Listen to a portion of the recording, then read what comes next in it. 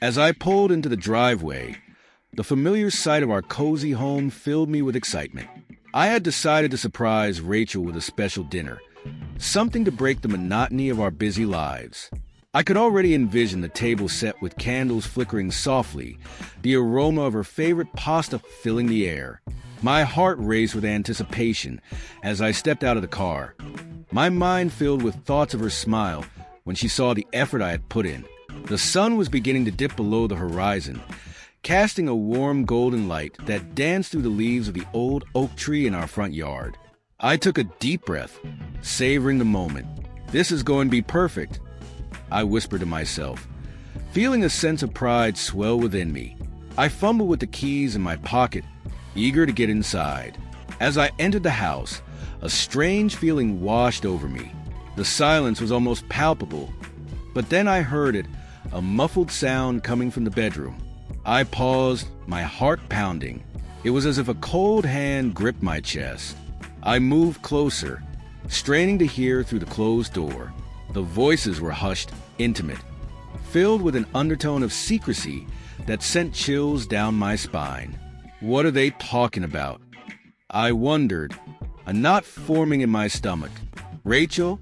I called out tentatively, but my voice felt small and insignificant. There was no response, just a continued murmur of voices that seemed to grow louder, more urgent. I felt an insistent pull to investigate, to uncover whatever was hidden behind that door. As I approached, I could hear laughter, a sound that felt so foreign in the context of my growing unease. I hesitated for a moment, my hand hovering over the doorknob. Should I just barge in? Should I confront whatever was happening? My mind raced, and I felt the heat rising in my cheeks. Finally, I decided to peek through the slightly ajar door, a decision that would change everything. What I saw shattered my world. Rachel was there, her arms wrapped around Jake, my best friend. They were locked in an embrace, the kind reserved for lovers. My heart sank as the reality of their betrayal washed over me like a tidal wave. I staggered back, the room spinning around me. Anguish clawed at my insides as I fought against the urge to scream, to burst in and demand answers. Instead, I retreated quietly, the sound of their laughter echoing in my ears, a cruel reminder of everything I had lost in that single moment. As I stumbled out of the house and into the cool night air, my breath came in ragged gasps. I leaned against the car, trying to ground myself, but the pain was overwhelming. How could they do this to me? The betrayal felt like a knife twisting in my gut. I thought of the years we had spent together, the trust one had placed in both of them. I felt anger bubbling beneath the surface, a fire igniting within me that I couldn't ignore. That night, as I lay in bed, the weight of betrayal pressed down on me like a suffocating blanket. Rachel came in, her face a mask of innocence. "Ethan, are you okay?" she asked, her voice laced with concern. I turned away, biting back the words that threatened to spill out. "Yeah, just tired," I managed to say, my voice barely above a whisper. She sat beside me, her hand resting on my shoulder, but I flinched at her touch. "Did something happen at work?" she pressed, her eyes searching mine for answers. I could see the flicker of guilt in her gaze, but I couldn't bring myself to confront her yet. I needed to think, to plan. "Nothing important," I replied curtly, my mind racing with thoughts of revenge. The betrayal was fresh, raw, and I could feel a storm brewing inside me. I had to make them pay for what they had done, to expose their lives in a way that would leave no room for doubt. I just needed to figure out how. The weight of betrayal hung heavy in the air, a thick fog that clouded my thoughts as I sat at my desk, the glow of the computer screen illuminating the chaos in my mind. I had been researching all night, poring over articles about the perfect crime, how to make it look like someone else was to blame. It felt like my only option, a way to turn the narrative in my favor, to reclaim my dignity after the gut-wrenching discovery of Rachel's infidelity with Jake. The more I read, the more I was consumed by a dark obsession. "Ethan, are you even listening?" My friend Mark's voice broke through my thoughts as he leaned against the doorframe of my home office, concern etched across his face. "You've been a ghost for days." I glanced up, forcing a smile that didn't reach my eyes. "Just busy with work. You know how it is." Mark raised an eyebrow, clearly unconvinced. "It's not just work. You've been isolating yourself. What's really going on?" I opened my mouth, ready to tell him everything, but the words caught in my throat. How could I explain the turmoil I felt? Instead, I waved him off. "I'm fine, really. Just need to figure some stuff out." He sighed, stepping further into the room. "You're my best friend, Ethan. Whatever it is, you can talk to me." "Not this," I muttered, my heart racing. "I can't drag you into this mess."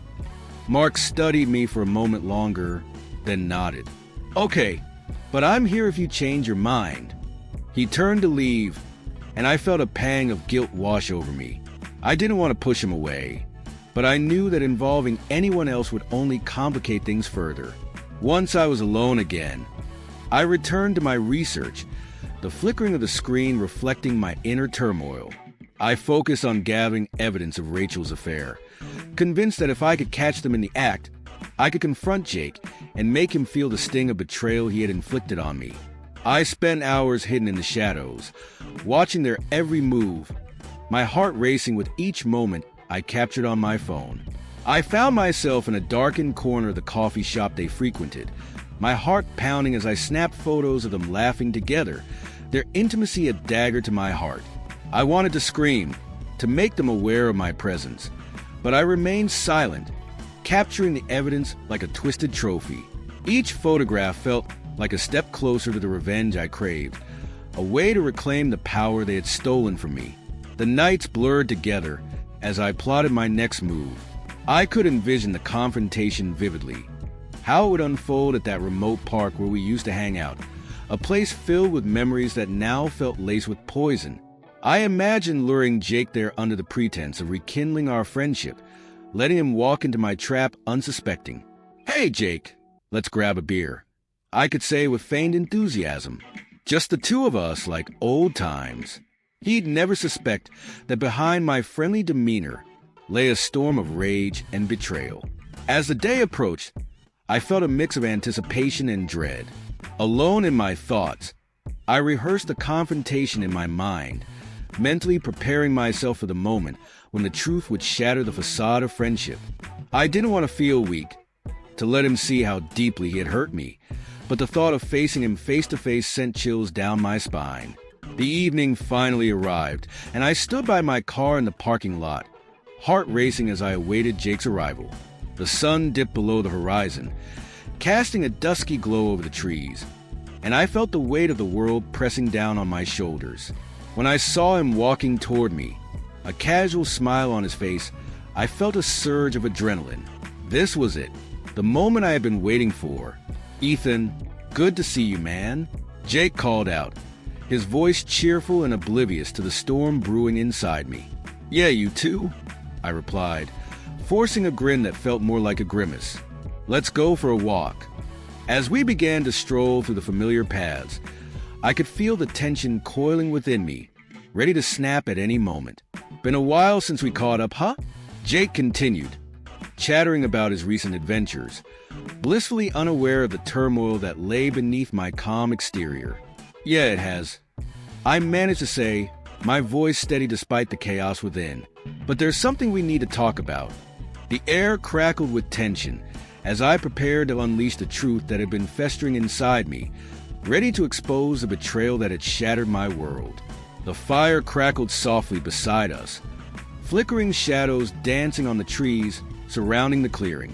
I glanced at Jake, who was sitting across from me, completely at ease. His laughter echoed in the night air, and I forced a smile, masking the tempest within me. How could he not feel the weight of the betrayal hanging between us? I took a deep breath, my heart pounding in my chest, the adrenaline surging as I prepared to execute the plan I had meticulously crafted. "Remember that camping trip we took after college?" I began, feigning nostalgia. "We thought we could survive off just granola bars and a canteen of water." I chuckled lightly, trying to evoke memories of our friendship, but the laughter felt hollow. "Yeah, we were such idiots," Jake replied, his eyes sparkling with amusement. "I thought we were going to die out there." He leaned back, clearly unaware of the storm brewing just beneath the surface. I clenched my fists, reminding myself that this was merely a stage for the confrontation I had been planning. "Yeah, we were," I said, my voice cool and steady. "But at least we had each other's backs back then." I watched his expression shift slightly, his smile fading as he sensed a change in tone. I leaned forward, my heart racing as I prepared to drop the bombshell. "Jake, I need to tell you something," I said, deliberately lowering my voice. He tilted his head, curiosity replacing the carefree demeanor. "I know about you and Rachel." The silence that followed was deafening. Jake's face fell, and for a moment, I saw a panic flash in his eyes. "What are you talking about, Ethan?" he stammered, his bravado crumbling. "You must be mistaken." "Don't lie to me," I shot back, my voice rising in intensity.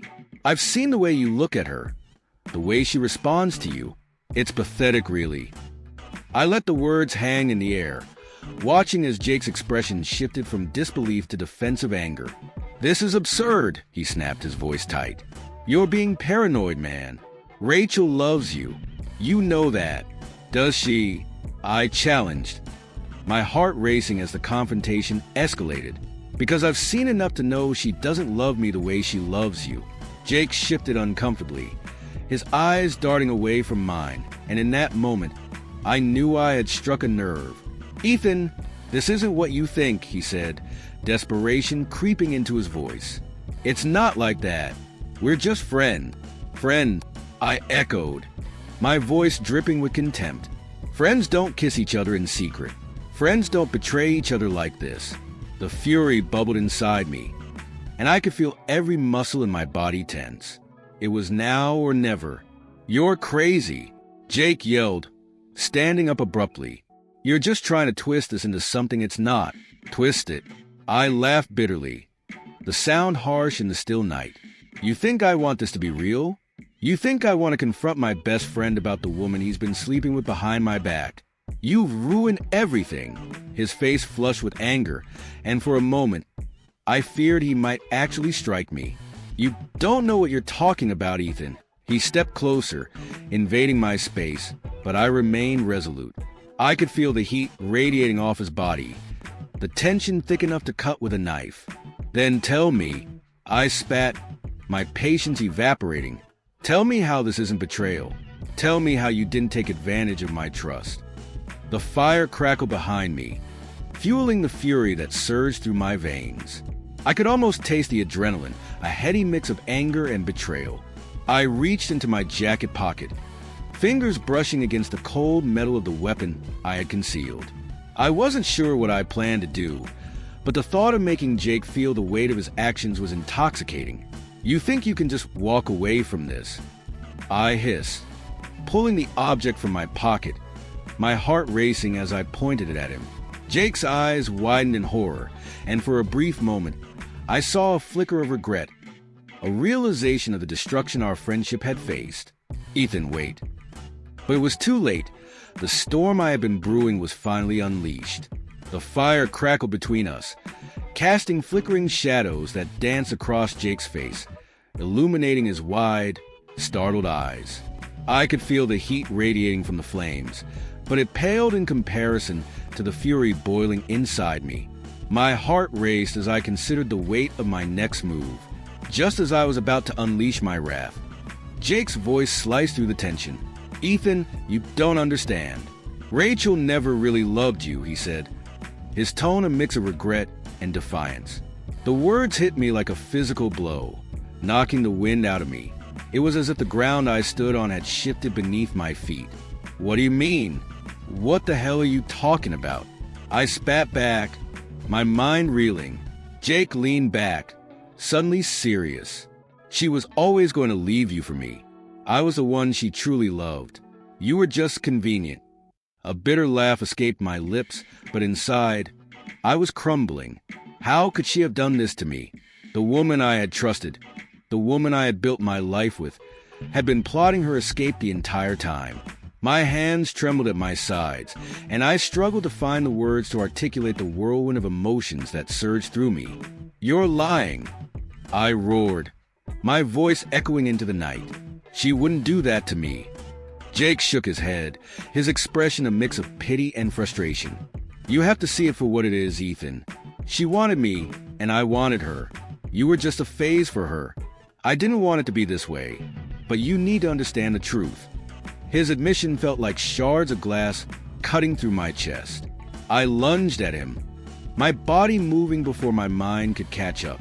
We collided, grappling by the fire, the heat from the flames a stark contrast to the cold realization of betrayal that engulfed me.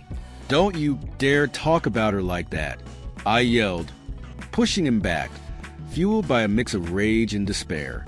The struggle was chaotic, both of us grappling for control, for dominance, but deep down, I knew I was losing myself. Jake countered my thrust, shoving me against a nearby tree. "Ethan, stop. This isn't how it has to be." He was breathing heavily, desperation leaking into his voice. But I was beyond reason. In my mind, I was fighting not just for my pride, but for the life I thought I had with Rachel. The nights we spent together, the dreams we shared, everything felt like a lie. I couldn't let him win. I couldn't let him walk away unscathed. I pushed him again, our bodies colliding, and I felt something sharp graze against my side. A sudden jolt of pain shot through me, and I froze for a split second. When I looked down, I saw the crimson blossoming across my shirt, the realization hitting me like a freight train. "Shit, Ethan, you're hurt," Jake shouted, his voice tinged with panic. The world began to blur around the edges as I felt the warmth of my blood seeping through my fingers. I staggered back, collapsing to the ground, my breath hitching. Why did it have to come to this? I gasped, the bitterness of betrayal heavy on my tongue. Jake knelt beside me, the fight gone from his eyes, replaced by something resembling regret. "I never wanted this, Ethan. I never wanted you to get hurt. I swear." But it was too late. The pain was radiating through my entire body, and I could feel the life draining from me. I looked up at the stars above, feeling both lost and betrayed. "Rachel," I murmured, her name a whisper on my lips, full of longing and despair. In that moment, I realized that my plan had unraveled completely. I had wanted to make them pay, but now I was the one who paid the ultimate price for love and betrayal. "I didn't want this," I said again, my voice barely a whisper, as everything around me began to dim. I could see Jake's frantic movements, but they felt so far away. The fire crackled, and the shadows danced, mocking me with the reality I had tried so hard to escape. Lying on the cold ground, my vision blurred in and out like a faulty screen. I could hear Jake's frantic voice, calling for help, but it sounded distant, muffled by the chaos swirling in my mind. The irony struck me like a slap. This was the very man I had wanted to destroy, the man who had torn my life apart. "Ethan, stay with me, man." Jake's voice was laced with panic, and I could almost feel the desperation radiating from him. He didn't deserve my pity, but the absurdity of the situation twisted in my gut. I had come here to confront him, to make him feel the weight of betrayal. Yet here I was, bleeding out on the ground, my life slipping away. The world around me blurred, and the shadows lengthened. I could hear the crackling of the fire, remnants of our earlier laughter mingling with the chilling reality of my current state. I wanted to scream, to lash out one last time, but the strength was waning. Just as I felt myself fading, a figure emerged in the distance, Rachel. "Ethan," she screamed, her voice cutting through the fog of my consciousness. She rushed towards us, her expression morphing from confusion to horror as she took in the scene. Her eyes widened, and for a moment, everything froze. Time stretched, and I could see the realization dawning upon her. The chaos, the blood, the betrayal. It was all crumbling around us. "Jake, what happened?" she yelled, her voice trembling. I watched her eyes dart between us, searching for answers. But I knew there were none that could absolve us of this moment. Ethan, I didn't mean for it to go this far, Jake stammered, his hands fidgeting nervously. He looked like a cornered animal, and I relished the sight for a fleeting moment. Help him, Rachel cried, rushing to my side. She knelt beside me, her hands trembling as she pressed against the wound, trying to staunch the flow of blood. Ethan, please, stay with me. I can't lose you. Rachel, I gasped, my voice barely a whisper. The warmth of her touch felt foreign, a stark contrast to the cold reality of betrayal that had become my existence. Was it worth it? The question slipped from my lips, heavy with finality. I needed to know, even in this moment of impending doom, if she understood the magnitude of her choices. Tears streamed down her face, glistening in the dim light. I didn't want this. I never wanted this. Her voice cracked, filled with anguish, and I could see the regret etched in her features. But deep down, I wondered if that was enough. Did she truly comprehend the devastation she had caused? My vision began to fade once more, the edges of my world blurring into darkness. I could hear Rachel's desperate pleas, her frantic attempts to stop the bleeding, but they felt so distant, like echoes bouncing off the walls of my mind. Ethan, please just hold on. Help is coming. I wanted to believe her. I wanted to cling to the thread of hope she offered. But the weight of betrayal pressed heavily on my heart. The love we once shared felt like a distant memory, overshadowed by the choices we made. In those final moments, I fought to stay present, to hold on to the anger, the hurt, the love that had once defined us. But as I lay there, I realized that everything had changed. This was the end of a chapter one never wanted to write. Yet here I was, staring into the abyss of my own making. Ethan, please. Rachel's voice broke through again, desperation tinged with the rawness of loss. I could feel myself slipping away, the warmth of her hands becoming a fading memory. In that moment, I understood that no matter how deep the betrayal cut, it was the love that once existed that would haunt her forever, just as it haunted me. And as darkness enveloped me, I hoped she would carry that weight, a reminder of what we had lost. As the wail of the sirens grew louder, I could feel the world around me beginning to blur. I lay there, my vision swimming between Jake's horrified expression and the flickering flames of the fire we once gathered around for laughter and camaraderie. I could hear the distant shouts of the paramedics as they rushed to my side, but their words felt muffled, as if I were submerged underwater. Stay with me, Ethan. Help is on the way. Jake's voice cut through the chaos, but the betrayal in his tone only fueled my rage. I struggled to focus, my mind racing through the events that had led to this moment. Betrayal, revenge, violence. It all spiraled out of control, and now I was lying in a pool of my own blood, the weight of my choices crashing down around me. Rachel was pulled aside by the paramedics, her face a mask of shock and horror. I could see her hands trembling as she was questioned. What happened here? One of the paramedics asked, his voice steady but urgent. I could only imagine how the scene looked to her. Two men grappling by the fire, one bleeding out on the ground, the other still clutching the remnants of their friendship like a lifeline. Ethan, Jake's voice broke, and I could tell he was wrestling with his own guilt. I didn't mean for any of this to happen. His eyes darted toward Rachel, and for a fleeting moment, I wondered if he was searching for some form of absolution in her gaze. But then a voice broke through the tension, a neighbor stepping forward, holding a leash in one hand and a bewildered dog in the other. I saw everything, they exclaimed, their voice shaky but resolute. I was just walking my dog when I heard the shouting. I didn't know what was happening, but I saw Ethan attack Jake. Attacked. Rachel's voice was sharp, snapping back to focus. You don't know the whole story, the neighbor continued. I saw Ethan pull something out, something shiny. He lunged at Jake, and then they both fell.